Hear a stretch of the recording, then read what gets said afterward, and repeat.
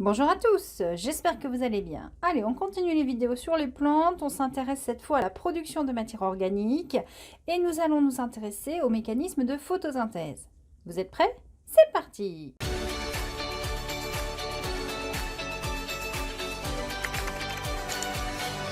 Commençons par des rappels et clarifions le contexte d'étude.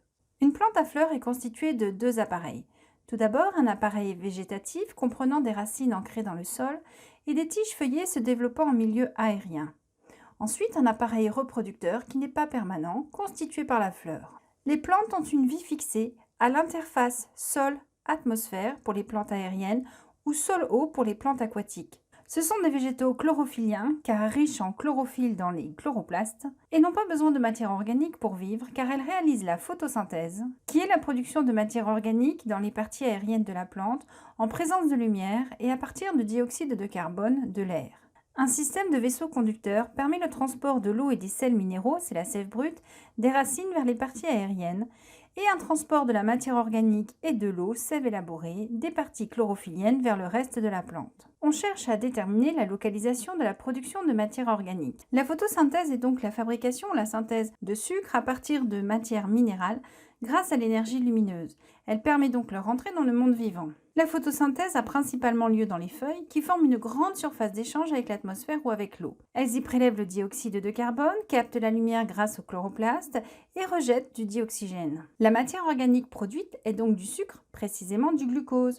Or, quand on mange des feuilles comme des épinards ou de la salade, on ne ressent pas le goût sucré. Cela signifie donc que le glucose produit est soit consommé de suite par la plante, soit stocké sous la forme d'un sucre, n'activant pas les récepteurs du goût de notre langue, à savoir un sucre complexe et probablement de l'amidon. L'amidon est facilement mis en évidence par un réactif, le lugol, appelé aussi eau iodée.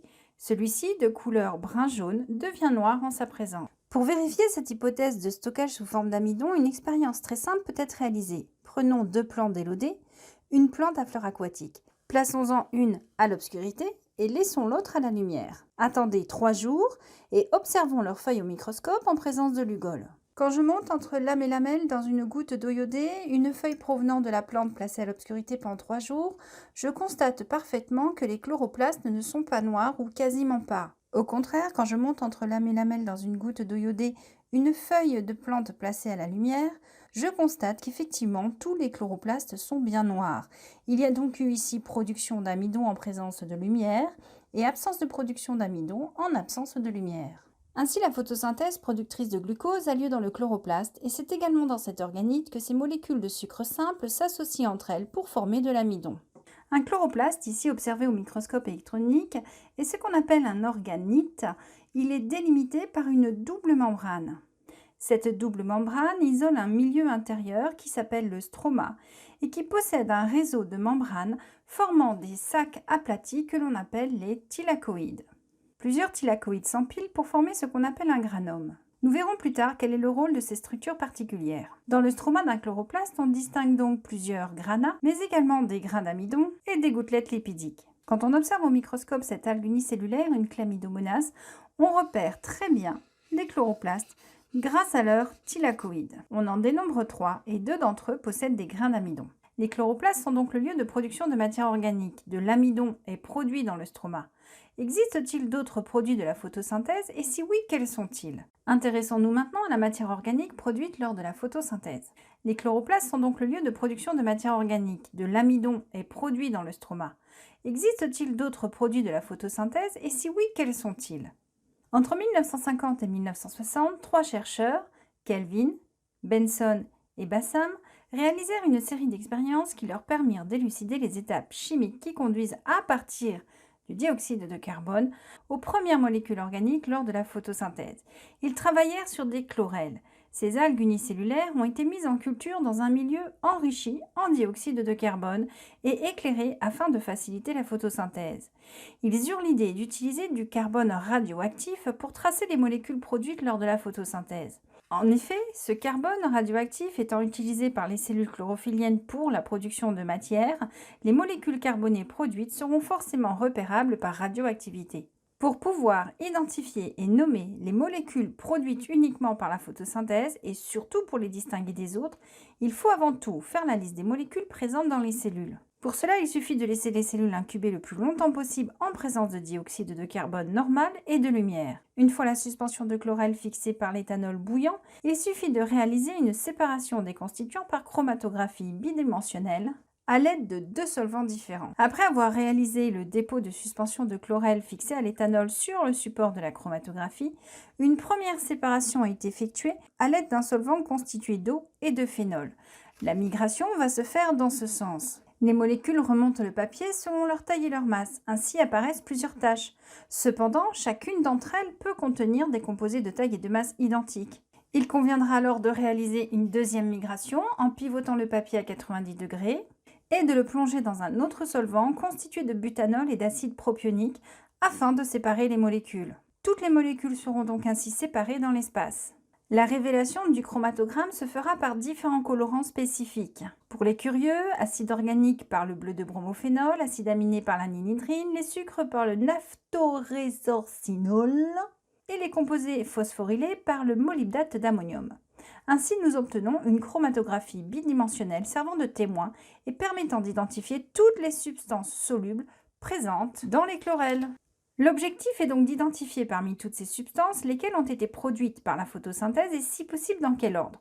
Pour ce faire, l'expérimentation a été réalisée plusieurs fois de suite en arrêtant la photosynthèse à des temps de plus en plus longs après l'injection du carbone radioactif. Sur le dispositif expérimental, la durée d'exposition au carbone 14 dépendra du lieu d'injection de celui-ci sur le trajet amenant les chlorelles à l'alcool bouillant. Si vous l'injectez au point le plus bas du circuit, les chlorelles auront eu peu de temps pour l'utiliser dans le processus photosynthétique avant d'être éclatées. Si vous l'injectez au point le plus haut du circuit, les chlorelles auront eu beaucoup de temps pour l'utiliser. Les réactions ont ainsi été stoppées à 2, 5, 10 et 30 secondes. Les chromatographies ont été réalisées. Si on les colorait comme précédemment, on ne pourrait pas être sûr que toutes les substances révélées seraient celles provenant de la photosynthèse. Le seul moyen de révéler les produits de la photosynthèse est de positionner les chromatogrammes contre un film photographique à l'obscurité. Les rayons émis par le carbone 14 intégré dans les molécules produites vont impressionner la plaque photographique et des taches apparaîtront.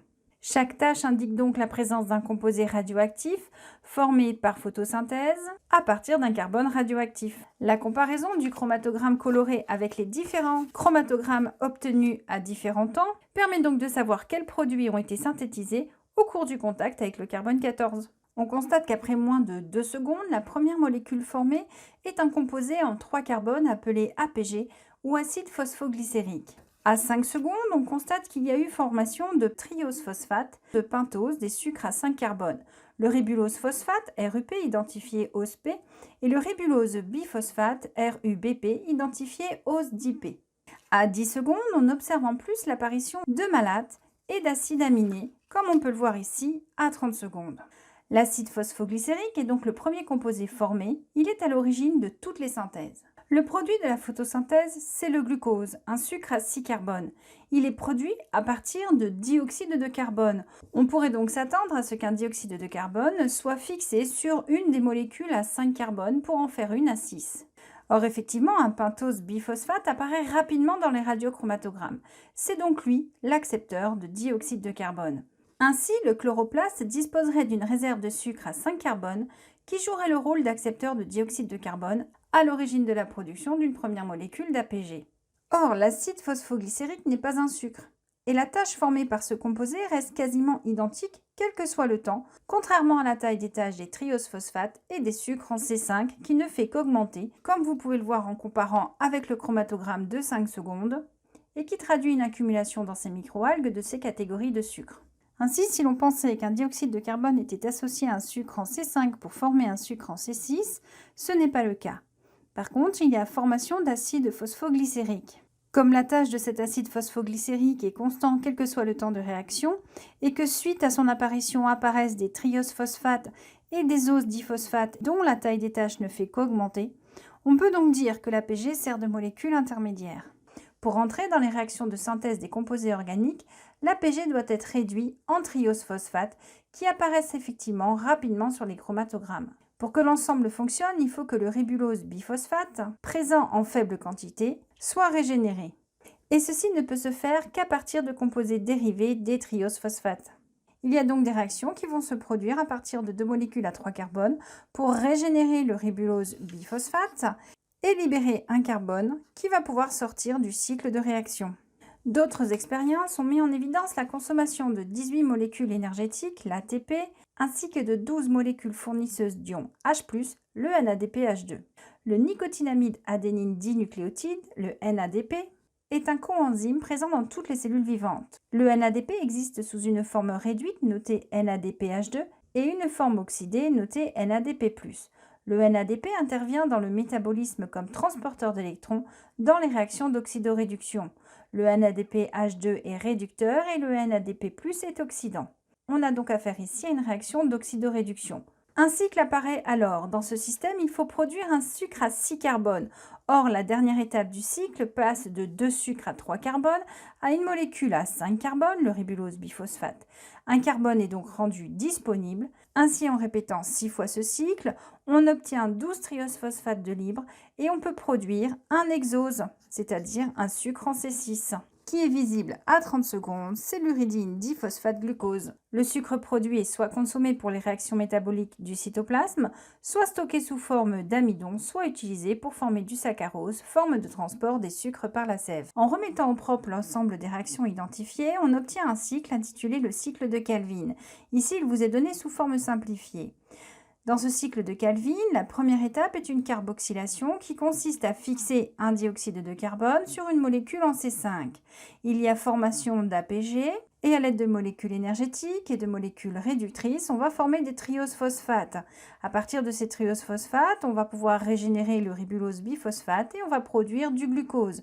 6 tours de ce cycle sont nécessaires pour produire une molécule de glucose. Donc dans ce cycle, il faut 6 CO2, 12 NADPH2, 12 et 6, 18 ATP pour former un glucose. Il va donc rester dans le milieu 12 NADP+, 12 et 6 ADP, ce qui fait 18 ADP. Il va rester 12 et 4, 16 phosphate inorganique et 12 et 6, 18 H+. Il doit donc exister une série de réactions moléculaires qui permettent de régénérer l'ATP ainsi que le NADPH2, sinon le cycle de Calvin ne pourrait perdurer. Intéressons-nous maintenant au mécanisme proprement dit de la photosynthèse. Calvin a donc mis en évidence que la production de glucose nécessitait l'intervention des molécules énergétiques type ATP ainsi que des molécules appelées coenzymes, le NADPH2. On peut donc se demander quelle est l'origine de ces deux types de molécules. Arnon a mis au point une expérience qui a permis de déterminer de quelle partie du chloroplaste provenaient ces molécules. Pour cela, il a déstructuré les chloroplastes en 2 fractions, le stroma et les thylakoïdes. Et il a testé chacune d'elles.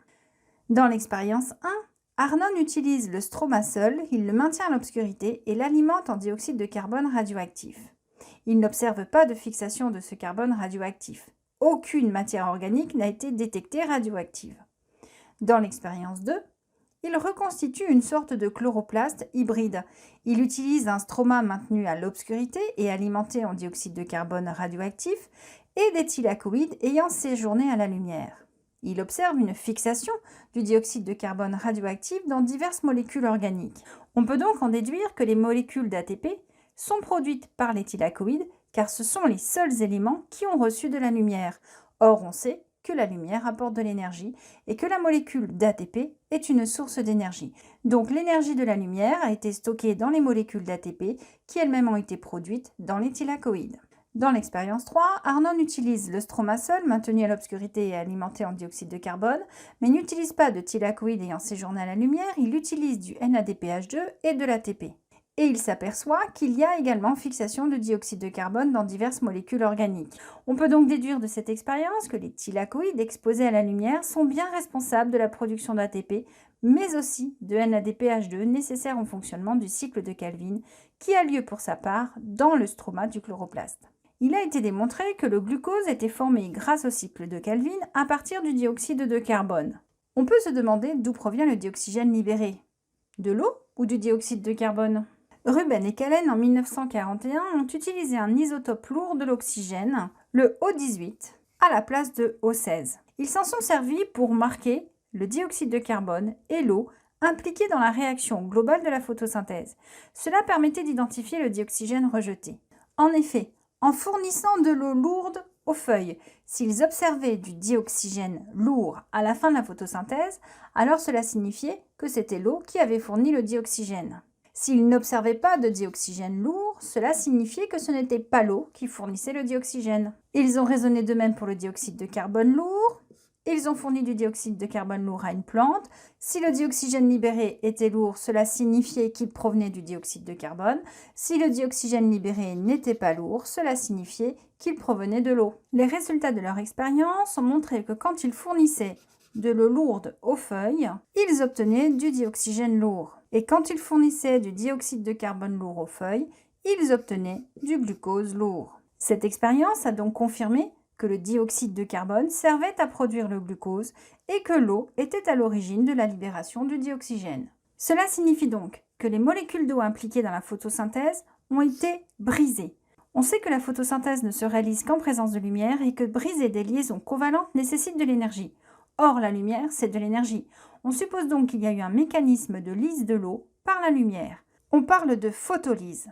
C'est Robert Hill, le biochimiste anglais, qui en 1930 émit l'hypothèse que la production de dioxygène nécessitait la présence d'un accepteur d'électrons en plus de la lumière, car quand on casse une molécule d'eau, un électron est libéré. Il y a donc forcément une molécule pour le récupérer. En couplant les deux réactions et en procédant à l'équilibration, on obtient l'équation suivante. 2H2O plus 2NADP donne O2 plus 2NADPH plus H+, c'est-à-dire NADPH2.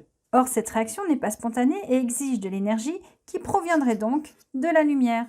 Pour vérifier cela, il étudie le dégagement de dioxygène d'une suspension de chloroplaste en présence ou en absence de lumière et d'un réactif portant son nom, le réactif de Hill. Ce réactif, c'est du potassium hexacyanoferrate qu'on appelle communément du cyanoferrate, qui a le même rôle que le NADP, c'est-à-dire celui d'accepteur d'électrons. Que ce soit à la lumière ou à l'obscurité, la suspension de chloroplaste ne dégage pas de dioxygène mais en consomme.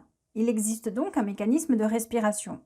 La suspension de chloroplaste dégage du dioxygène uniquement à partir du moment où l'on injecte dans le milieu le réactif de Hill, en l'occurrence un accepteur d'électrons. Il en a donc déduit que l'hexacyanoferrate a accepté un électron provenant de la photolyse de l'eau. Cette déduction est confirmée par le fait qu'à l'obscurité, même en présence du réactif, il n'y a pas de libération de dioxygène, mais au contraire consommation. Ainsi, en présence de lumière, l'activité photosynthétique des chloroplastes dépend de la présence d'un accepteur d'électrons, un oxydant, le NADP, qui sera alors réduit. En résumé, la photosynthèse se déroule en deux étapes. Une phase photochimique, dite phase claire, car nécessitant l'action de la lumière et permettant de produire de l'ATP et le composé réduit NADPH2 dans l'éthylacoïde du chloroplaste. Et une phase chimique dite sombre, car elle ne nécessite pas l'action de la lumière, correspondant au cycle de Calvin, se déroulant dans le stroma du chloroplaste et produisant le sucre. Il reste maintenant à comprendre qu'est-ce qui peut capter la lumière au niveau des thylacoïdes et transférer l'électron au NADP. On sait que la photosynthèse a lieu dans les chloroplastes, dont les thylacoïdes contiennent des pigments végétaux. Il est possible de séparer les pigments végétaux grâce à une chromatographie.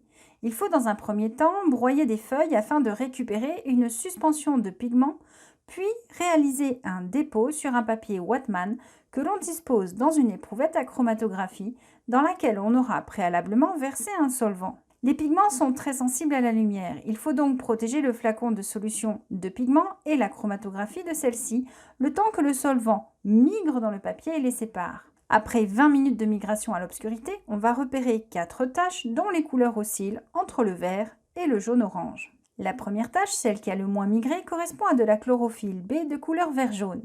La deuxième tache correspond à de la chlorophylle A de couleur vert bleuté. La troisième tache, jaune, correspond aux xanthophiles et la dernière, jaune-orangé, aux caroténoïdes. 4 pigments sont présents et on peut se demander lesquels sont responsables de la photolyse de l'eau. L'analyse au spectroscope d'un faisceau de lumière traversant une solution de chlorophylle brute révèle une absorption de certaines longueurs d'onde. Les bandes noires correspondent à une absence d'onde et donc au fait qu'elles aient été absorbées par les pigments contenus dans la cuve traversée par le faisceau de lumière. Les pigments ont absorbé dans le rouge et dans le bleu, puisque ces couleurs n'apparaissent plus dans le spectre de la lumière blanche. Il est possible de mesurer le spectre d'action de la photosynthèse. On mesure tout simplement chez un organisme photosynthétique son activité photosynthétique pour différentes longueurs d'onde qui lui sont soumises. Et lorsque l'on compare le spectre d'action de la photosynthèse ici en rouge et le spectre d'absorption des différents pigments en pointillés, on remarque que les deux spectres se superposent. L'activité photosynthétique est maximale dans les longueurs d'onde absorbées par les pigments. Ce sont donc bien les pigments qui absorbent les photons pour récupérer de l'énergie à l'origine de la photosynthèse. Les longueurs d'onde concernées sont situées entre 450 et 500 nanomètres, le bleu, et entre 650 et 680 nanomètres, le rouge. On peut donc dire que les thylakoïdes contiennent des pigments végétaux qui vont absorber des longueurs d'onde dans le rouge et dans le bleu qui seront à l'origine de la photolyse de l'eau.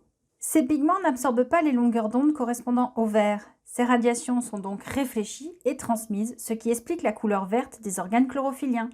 Les pigments végétaux permettent donc de convertir l'énergie lumineuse en énergie chimique, l'ATP.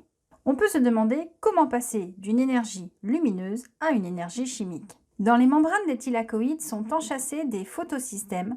Ce sont des associations de protéines et de pigments photosynthétiques. La transformation d'énergie débute par la capture des photons par ces pigments. Emerson et Arnold ont montré que plus un chloroplaste était éclairé, plus il photolysait de l'eau mais sans dépasser un certain seuil. Ils ont mesuré la production de dioxygène émise par une suspension de chlorelle suite à des éclairs lumineux très brefs, inférieurs à 1 milliseconde, envoyés en rafale d'une dizaine de secondes et d'intensité variable. La durée très brève de l'éclair laisse supposer que l'appareil photosynthétique conduisant à la libération de O2 n'est excité qu'une fois pour chaque éclair. Ils mesurent donc la production de dioxygène associée à une rafale, puis ils expriment cette production par éclair en mol de dioxygène par éclair. On observe que la production de O2 augmente proportionnellement à l'intensité lumineuse de l'éclair jusqu'à atteindre un maximum qui ne change plus même si l'intensité lumineuse augmente. Il y a donc une valeur maximale de production de O2 à partir d'une certaine intensité lumineuse. Comme la quantité de pigments est précise et limitée, cela signifie donc que ces pigments sont tous modifiés par la lumière. Ils sont excités et vont devoir retourner à l'état normal avant de pouvoir à nouveau capturer des photons. Les photons sont donc captés par un photosystème constitué d'une antenne collectrice de photons, elle-même constituée d'environ 2500 molécules de chlorophylle et d'un centre réactionnel. L'énergie des photons lumineux est captée par les différents pigments constituant l'antenne collectrice, caroténoïdes, chlorophylle A et B, puis transmise jusqu'aux molécules de chlorophylle du centre réactionnel où se réalise la réaction de séparation de charge. Chaque molécule de chlorophylle excitée de ce centre va perdre un électron et passer dans un état oxydé. Ainsi, dans la membrane du thylakoïde, les électrons arrachés sont excités et parcourent toute une chaîne de transporteurs jusqu'à un accepteur final, le NADP, qui est réduit en NADPH2. Les électrons riches en énergie sont donc mis en réserve dans le NADPH2. Lors du premier transfert, l'électron perd son énergie au profit de la pompe à protons qui va faire rentrer des ions H+. Les molécules de chlorophylle vont chercher à combler les trous laissés par les électrons qui ont été arrachés. C'est l'eau qui va céder des électrons et des protons pour régénérer les molécules de chlorophylle. Ce retrait scinde la molécule d'eau et permet la formation et la libération de dioxygène. Il y a eu photolyse de l'eau. L'accumulation d'ions H+ à l'intérieur du thylakoïde va acidifier celui-ci et il y aura apparition d'un gradient de protons activant l'ATP synthase. Il va donc y avoir formation d'ATP à partir d'ADP. Les ions H+ transférés vont permettre la formation du NADPH2. Voilà comment la membrane du thylakoïde permet de régénérer les molécules consommées par le cycle de Calvin.